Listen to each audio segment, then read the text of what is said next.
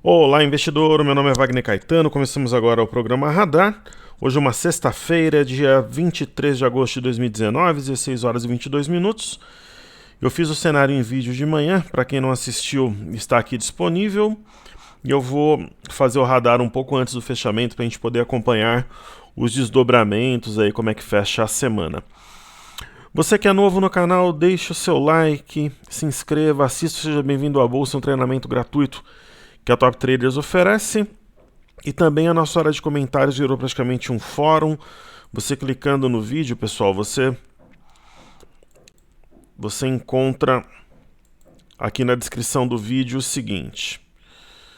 O link para quem deseja participar da imersão técnica, né? Tudo aquilo que a gente falou também no programa. E a área de comentários, nós somos uma família, uma comunidade, trocamos ideias ali e aprendemos juntos, ok? Então o pessoal faz perguntas, interage, eu respondo tudo pessoalmente, ok? E quem quiser receber o cenário, que é o meu bloco de notas matinal, acompanhado de um gráfico do Ibovespa, eu falo um pouco de política, economia, dos drivers do dia, nome e e-mail no site toptraders.com.br, clique em inscreva-se e você vai receber o cenário já a partir do pregão seguinte. Bom, eu tenho aqui na minha tela os gráficos do S&P, Dow Jones e índice Nasdaq, todos eles caindo de forma bastante agressiva, né? O Donald Trump criou aí uma indisposição com a China, até comparando quem seria pior, o presidente da China ou do Banco Central Americano. Então, o mercado estava na máxima quando eu comecei os trabalhos aqui, observando, por exemplo, o INV19 estava bem perto da máxima, né? E aí desabou, né? Um falastrão, na verdade foi um irresponsável ou não, né? Quem sabe ele e a sua trupe se posicionam, manipulam de fato o mercado. Poucas vezes eu vi coisas parecidas, eu vi muito na época do Ike Batista, que é um bandido de mão cheia, e do Joesley, né, que nós vimos, ele se posicionou no dólar, isso daí é publicamente conhecido, está sendo processado pela CVM. Ele e o irmão, e quando soltaram aquela conversa com o Temer, lucraram absurdamente, né? E eu via muito na época do Ike Batista também coisas do gênero, né? Tão sujas quanto. Então, é mercado, é aquela ideia que eu falo de você não estar alavancado para poder, de alguma forma, administrar sua posição, né? Então, é isso que eu penso sobre casos parecidos. Pessoal, a participação dos estrangeiros no índice e no mercado à vista estão no cenário. Quem não viu pode lá checar. Ok? Eu vou fazer aquela nossa sequência aqui. Eu vou começar pelas criptomoedas, que é tradicional a gente fazer o estudo aqui no radar, né? Hoje o Bitcoin ele está indo na mão contrária das bolsas, é um movimento interessante. Eu acho que essa região é favorável à compra no Bitcoin. Aí nós temos o Bitcoin Cash.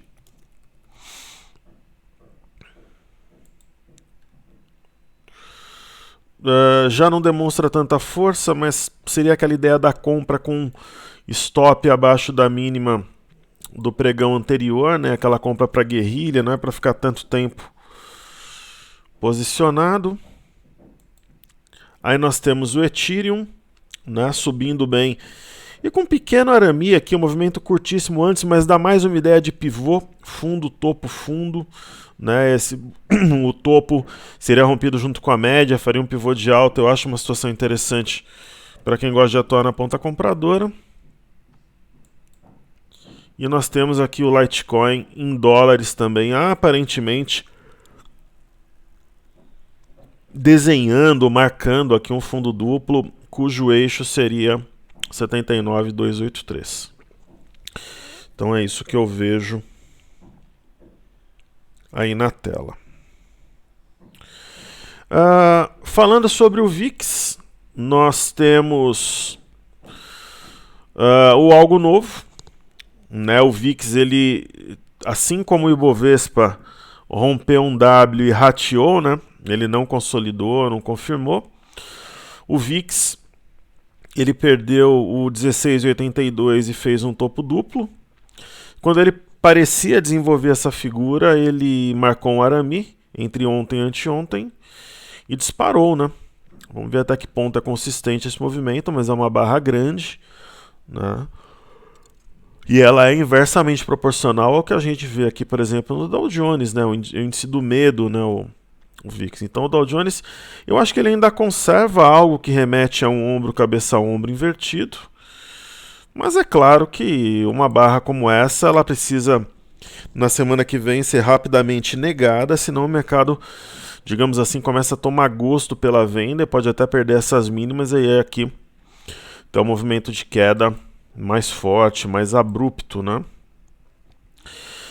E observando aqui o gráfico de 60 minutos, a gente vê que tem sim chance de um ombro, cabeça a ombro invertido, então veremos o que o mercado nos reserva na segunda-feira. O que é curioso, né, é que hoje nós tivemos algo ótimo, né, que foi o Fed sinalizando sim algo mais dovish, a pomba, né, provavelmente corte de juros, e aí o mercado começou a disparar, e o Trump veio e jogou água no chope. Então, se por exemplo ele sinaliza algum tipo de arrefecimento nessas tensões, um possível acordo com a China, alguma coisa do gênero, o mercado pode sim subir tudo isso que ele caiu, né? Porque foi impactado majoritariamente por apenas um driver, né? Então a gente pode ver uma figura parecida, talvez até um Três Rios aqui no S&P, no gráfico de 60 minutos. E né, uma movimentação complexa que, né, bastante truncada após uma queda, então a neckline ficaria por aqui, mas essa barra tem que ser negada e ser evidente e inegável. E o que nós temos de interessante também, eu marquei aqui no índice Nasdaq, né, que eu disse a vocês que tem sido o principal benchmark americano que eu tenho observado, acompanhado, estudado. Nós temos naturalmente também uma barra grande, né? Vamos dar uma olhada no semanal aqui do índice Nasdaq.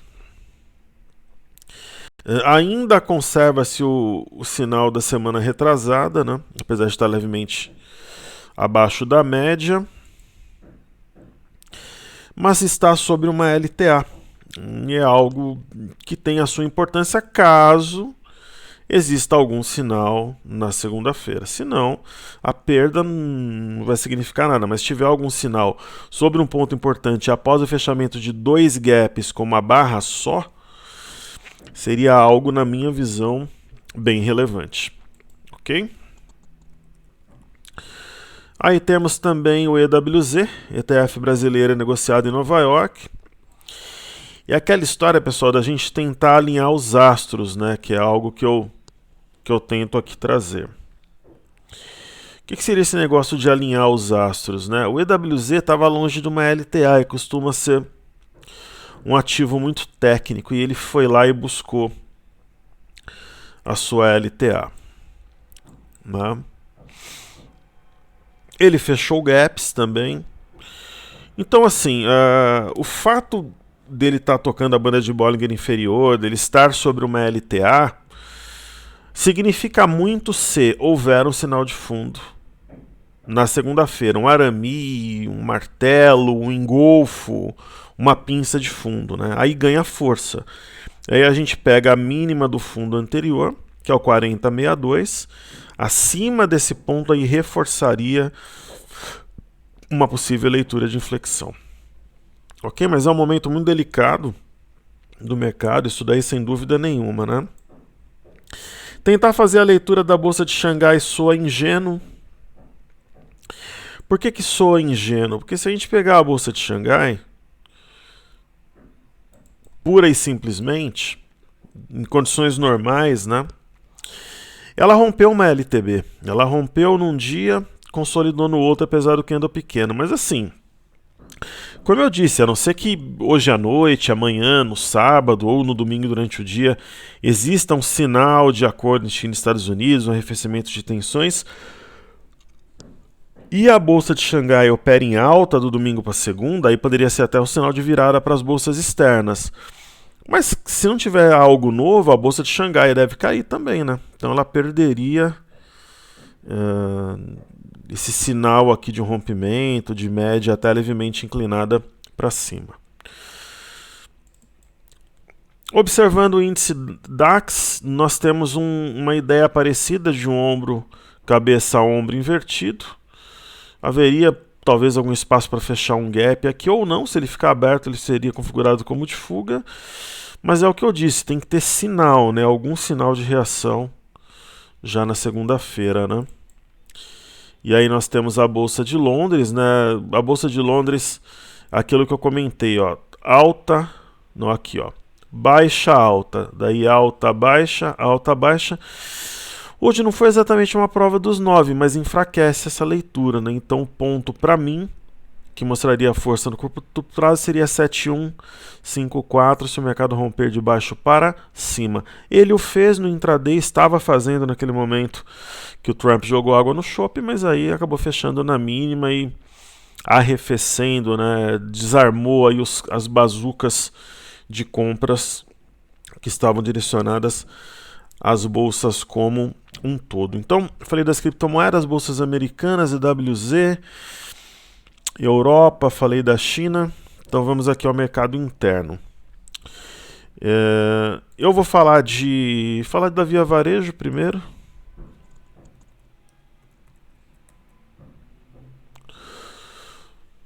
Bom, a Via Varejo, eu acho que ela mostra até alguma resiliência, né, em um pregão tão negativo, né, quanto hoje, né, após tocar essa região de resistência, ela desabou. Nós temos um sinal que é uma mistura de... Não é exatamente um martelo, não é um arame entre os dias 19 e dia 20, mas é algo parecido. Então, se ela estancar uma queda, alguma coisa do gênero, e a compra retomar, ela romper 7,28, nós teríamos um pivô e vida que segue. Seria complicado ela perder essa base aqui do 6,32, que ela faria um pivô de baixa, né? Então, o mercado ele requer essa atenção agora, né, para a gente perceber, vamos falar dos ativos fixos, né, se seria somente o início de uma queda, né, para trabalhar vendido, aquela coisa toda, ou uma oportunidade, a gente pegando aí o mercado em correção, né?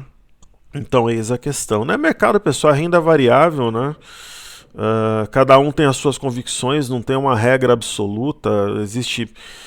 Existem traders, analistas, formadores de opinião que têm um índice de acerto maior ou menor, mas não tem uma regra, né? Não tem um certo ou errado. É a tua convicção, aí ela é materializada ou não, e você manejar risco, né? Por isso que eu sou totalmente contra a alavancagem, seja no mercado a termo ou no day trade. Se você está errado, você está morto. E se você está errado, você ainda tem chance ali de se movimentar, de fazer alguma coisa, ou de aguardar um movimento mais favorável, né? Então a Petro, ela tinha um sinal muito importante no dia 21, mas ele é negado através de duas barras, então a gente vai ter que ver o que acontece na segunda-feira, né? Fechando assim o sinal, claro que ele é negativo. A Vale já não me convence há algum tempo, ela tem um indício aqui, um princípio de um fundo arredondado, ou até de um fundo reflexo que está batendo muitas vezes aqui na região de R$43, né? Vamos ver aí como é que reage também. Banco do Brasil caindo forte, né? Banco do Brasil está numa região muito importante que marcou o fundo que nós vimos em maio, né? E aí, se a gente pegar a Banco do Brasil especificamente, o dia 16 fechou em 45,73, agora está 44, está caindo um pouco mais de 2%, fechou o gap, né? Esse martelo ainda é válido, sua mínima está preservada, mas é claro que o Marobuzu, por exemplo, uma possível leitura de gap de fuga, ela vai por água abaixo, né? E aí nós temos Bradesco, né? Bradesco perdendo um fundo imediato, 32,03, faz um novo pivô de baixa, mas acima do 32,03 ou 32,22 eu veria um sinal de compra, algo contrário, digamos assim, né, e a ideia do rompimento falso do fundo. E aí Tube, YouTube continua dando um sinal meio controverso, apesar da queda, tem sombra superior, poderia ficar com uma leitura meio de martelo invertido, se subir um pouco no finalzinho, reforçaria isso. Então, sinal dado em YouTube, assim, eu acho ele meio enigmático, ele está contrário ao que o mercado está pregando, apesar de eu ter a leitura da sombra superior, deixaria uma ideia meio que de martelo invertido, ou de um doji, um doji pernalta contrário aqui, mas mais uma ideia de um martelo invertido mesmo, eu acho bem interessante. É que quando assim o mercado está caindo, você não pode falar que ele vai virar, porque aí o pessoal te ataca, o pessoal vê você como um herege. Isso foi quando eu lancei o desafio Te Vejo nos 97 mil pontos, Te Vejo nos 80 mil pontos 1 e 2, foi o que aconteceu quando eu lancei uma série de... até a própria compra da Via Varejo, né? Então você não pode falar nada que seja contrário àquilo que está acontecendo, né? Nada contrário ao que está sendo materializado, como se fosse proibido, assim, né? Então você é um herege, né? Inteligente é quem acha que é bom vender aqui, a compra boa é aqui em cima na máxima, né? E eu penso diferente, né? Então você vê que, por exemplo, bateu aqui vários dias antes de cair de fato. É a mesma coisa, eu acredito, por exemplo, em YouTube, nos bancos em geral, na formação de um fundo, mas ele não acontece da noite para o dia, né? Então é dessa forma aí que eu vejo, ok? Bom, um dos destaques que eu vou falar é Sula 11, né? No olho do furacão, o ativo subindo. E eu vou falar de BTOW, que foi uma ação muito comentada aí em alguns canais que eu acompanho e tudo. Não exatamente canais eu acompanho muito poucos, mas em casas de research, que eu sou assinante, e algumas pessoas que entregam valor que eu acompanho. Então a BTOW, ela é um caso, né, de frustração, né? Ela não conseguiu desenvolver um movimento de alta, mas assim, tá acima da média, tá acima do topo anterior. Eu não tô aqui defendendo o ativo, eu nem tenho ela na carteira, mas acho que somente abaixo de R$ 40 para desanimar, digamos assim, a compra. Antes disso, eu não vejo nenhum motivo para quem está comprado se preocupar. E a Sula 11, impressionante, né? Ela chegou a subir mais, né? Totalmente antagônica. A alta foi gerada justamente por um ombro, cabeça, ombro, que foi frustrado, assim como já tinha ocorrido em junho, voltou a ocorrer em agosto. E assim, ela tá fazendo um pivô de alta, sim, acima de 47,85. Acho que a gente pode marcar esse valor.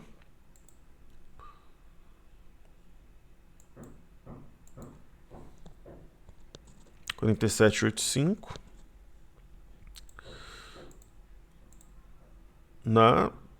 Só que, apesar do grande volume, é uma situação delicada, né? Primeiro que, apesar de estar em alta, ela está perto da mínima. Deixa eu ver se é isso mesmo aqui no... Nada como ter um software para confirmação, é isso mesmo. Então acho que esse ponto aqui pode-se pensar nele como um ponto de stop, né? Você fala, pô, professor, mas a ação veio aqui em cima, eu estopar aqui, eu estou devolvendo tudo, né? Ou você poderia ter vendido já, sei lá, às escuras aqui quando aconteceu o movimento, enfim. Seria isso.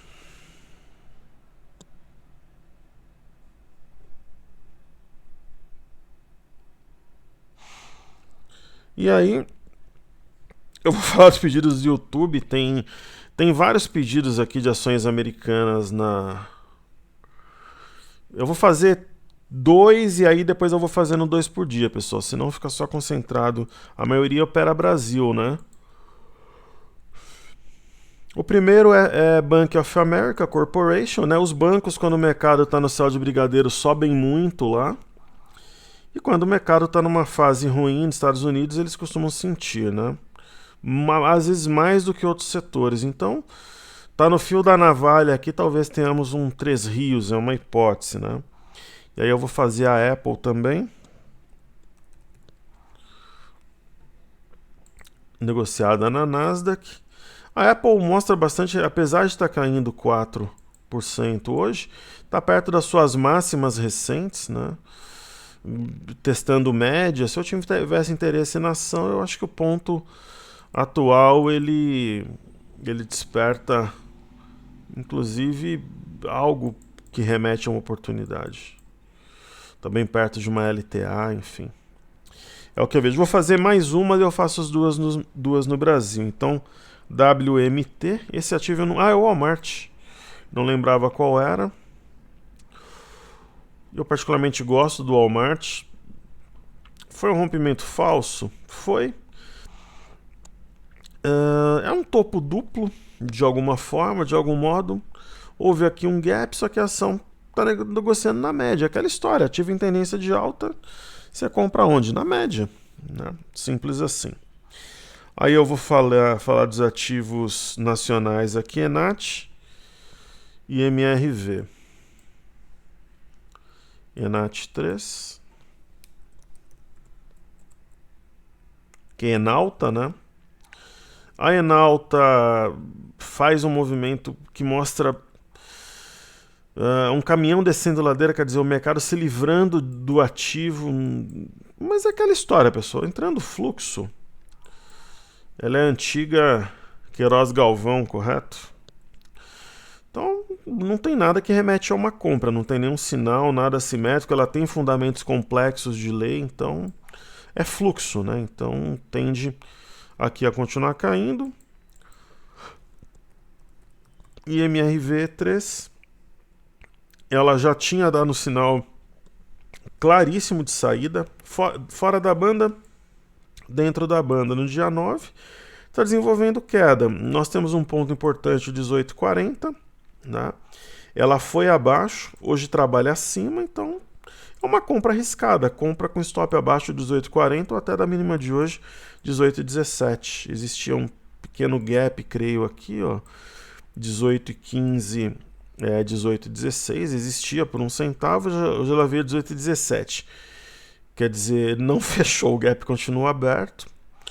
Talvez forme um fundo duplo, que alguma coisa do gênero. É aquela história, né? Ativos em claríssima tendência de alta, nesses vacilos aqui, nessas distorções, eu particularmente aqui vejo as oportunidades de compra e nunca no movimento quando ela marca a máxima, né?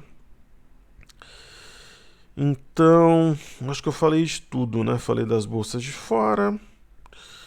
Então faltou falar do dólar, do mini índice e... Bom, falando do dólar, né? O dólar, parabéns para quem está comprado, quem está vendido está pagando a conta, faz parte da renda variável. Essa LTB teoricamente foi rompida, mas se o mercado voltar a trabalhar abaixo dela, seria sim algo novo, a formação de um topo aqui. Lembrando que se você entender isso daqui como uma simetria, o alvo estaria aqui em 4158, né?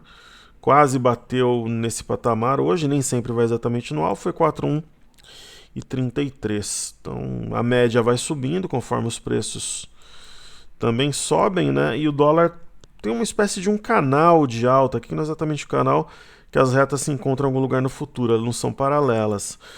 Os sinais de queda ocorrem, mas eles não perduram, né? Aqui, por exemplo, foi feita uma pinça, mas ele luta para anular o padrão. Então, é tendência, né? Fluxo. Não existe, por enquanto, aí algo novo, um sinal mais forte de topo. E aí, falando do BOVA11, grande volume hoje, acho que vai bater quase 1 bi no fechamento. Pessoal, isso é opinião minha, né? Eu não sou Deus, eu não tô sempre certo, né? Nós acertamos tudo durante 11 meses. De setembro do ano passado para cá, nós acertamos tudo. No mini índice, no mini dólar, nas ações, nos bitcoins, em todas as criptomoedas. A gente acertou tudo no petróleo, no EWZ, nós não erramos nada. Tanto que as turmas das imersões foram batendo recorde. Nesse momento, recentemente, o que nós fizemos, por exemplo, no mini índice?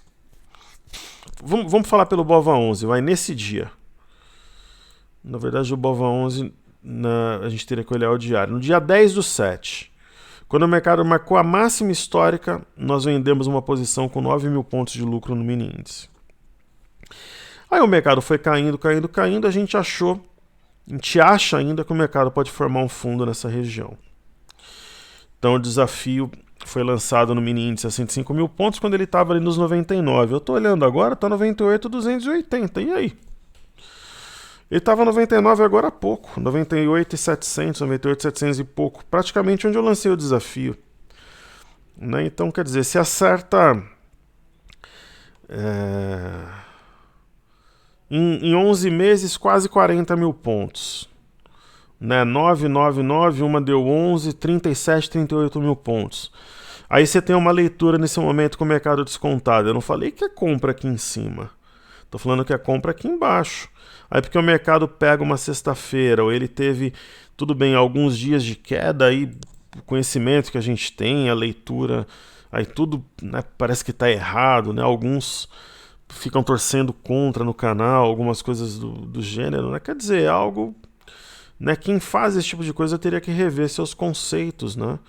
Então é um momento que a gente está interpretando do mercado que acreditamos ainda, e eu não sei se vai no 105, mas que o mercado vai repicar, vai recuperar. Só que a gente pode estar certo ou errado. Simples assim. Né? Então, aquela alta que nós pegamos que voou no final do ano andou alguns pontos contra. Né? Alguns mil pontos contra. E depois subiu. Então, no BOVA11, vejam, por exemplo, ó, esse fundo. Esse daqui de dezembro não, mas esse fundo também chegou aí abaixo da média de 21. E se nós traçarmos no BOVA11, né? Então, a ideia do canal, que assim, quem de repente pensar de forma contrária, a gente vai excluir mesmo. Né? Porque a nossa ideia é de uma comunidade, não é uma disputa ou alguma coisa do gênero. Né? Então aqui, por exemplo, 86,12, 102,80.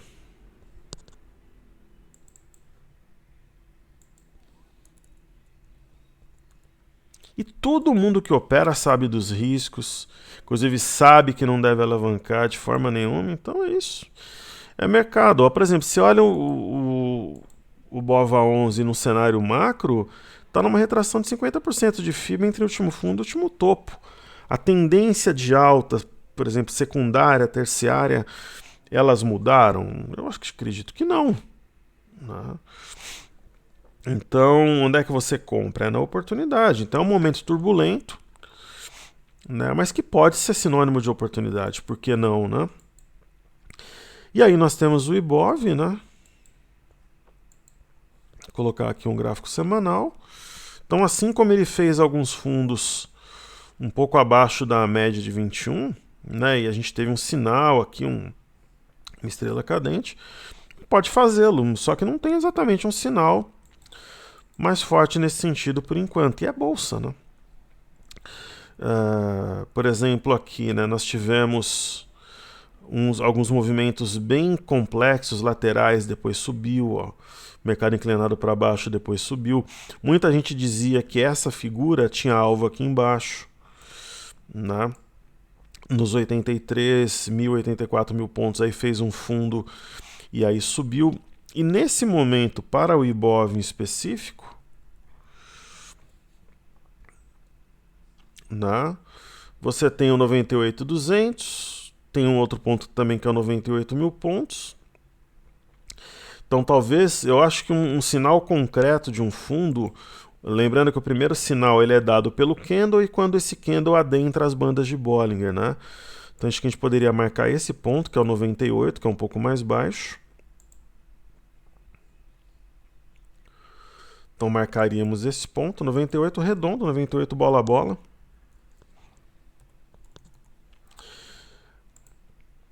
E caso exista uma formação de um candle de inflexão aqui, seria um sinal muito forte. Porque perto de dois fundos anteriores, provavelmente adentraria a banda de Bollinger e poderia colocar em xeque, né, questionar essa barra, que é muito forte aqui, uma barra elefante. Então acho que se a gente tiver um sinal, vai ser um sinal bem forte, né? Então,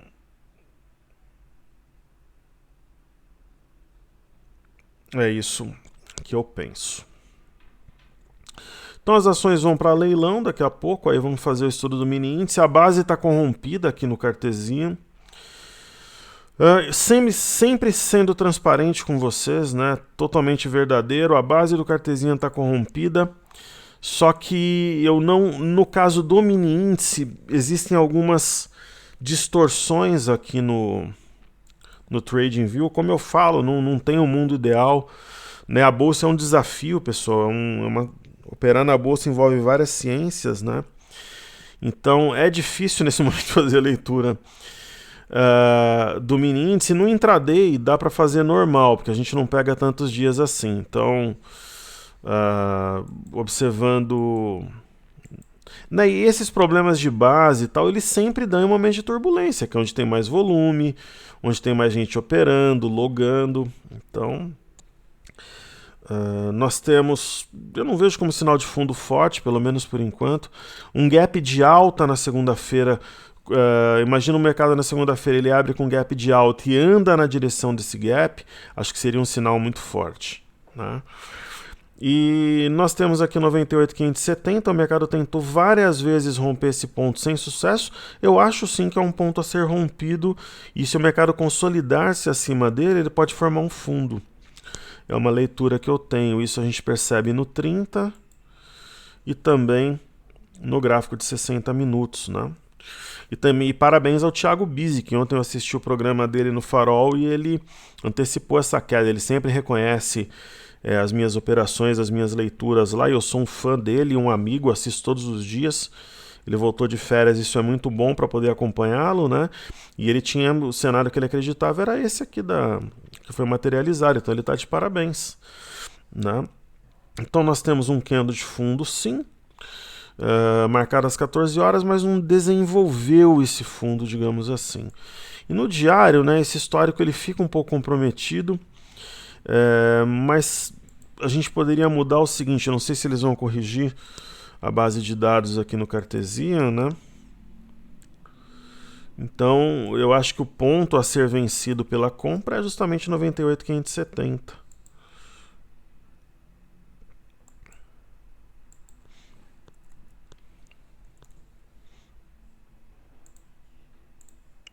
Na 98.570, o mercado acima dele, principalmente acima, adentrando o território da banda, seria um sinal muito forte. E o que eu penso sobre esses momentos, né? Eu tô na bolsa desde 2002, já tive momentos de muita felicidade, de multiplicar capital em N vezes, né? Vocês sabem dos desafios, a gente acertou no passado, te vejo nos 80 mil pontos 1 e 2, aí esse ano em maio, quando eu dei o curso lá com o Biz, inclusive te vejo dos 97 mil pontos quando o mercado estava 89, muitos acertos em dólar, Bitcoin, nessa nova fase da Top Traders ou do Infomoney. E a gente passa por momentos turbulentos também. Por exemplo, quando teve a condução coercitiva do Lula, nós estávamos comprados. Quando o Trump foi eleito, nós estávamos na mão correta. Por exemplo, quando teve inúmeras situações aí que nós acertamos. Vocês acompanharam o caso da Via Varejo, essas compras recentes aí, o pessoal que está no grupo sabe. E existem momentos mais turbulentos, né? Então, o momento turbulento ele vai existir. Então, sei lá, a pessoa que opera na bolsa, ela sabe, né, das possibilidades e dos riscos. O que ela tem que fazer? Quem não tá com a pele em jogo e não tá a fim de estar, pessoal, tem que pegar um momento favorável, zerar as posições e cair fora. E quem tá, sabe que tá sujeito a isso. Por isso que você não pode pôr na bolsa dinheiro de empréstimo. Você nunca deve alavancar no day trade ou